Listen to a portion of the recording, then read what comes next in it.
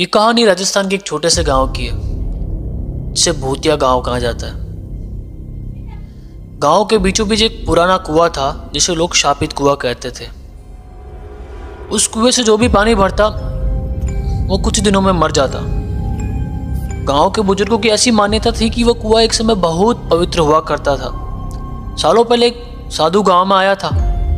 वह बहुत प्यासा था और उसने कुएं से पानी मांगा, लेकिन गांव वालों ने उसका मजाक उड़ाया और उसे अपमानित कर यहाँ से भगा दिया। साधु ने गुस्से में श्राप दिया, यह कुआं अब किसी की प्यास नहीं बुझाएगा। जो भी इसका पानी पिएगा उसकी आत्मा यहीं फंस जाएगी।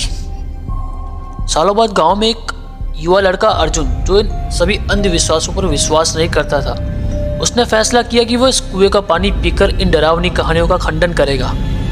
रात का समय जब पूरा गांव सो रहा था, अर्जुन अकेले इस कुएं के पास गया।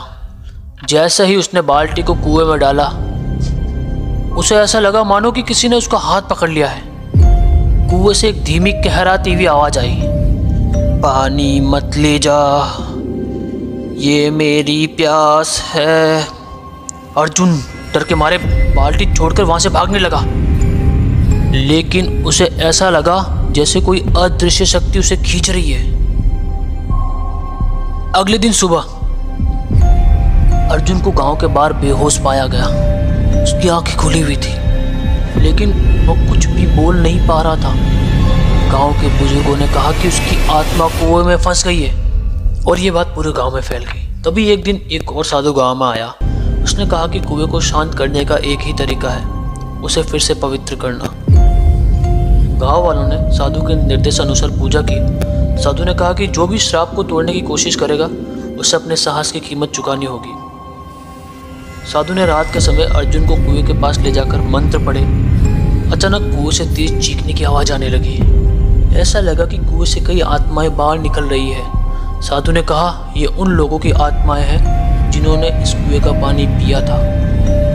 कुछ देर बाद अर्जुन को होश आया, लेकिन उसने कहा कि उसे ऐसा लगा जैसे वो किसी कुएं के अंदर कहीं आत्माओं के बीच फंसा हुआ है।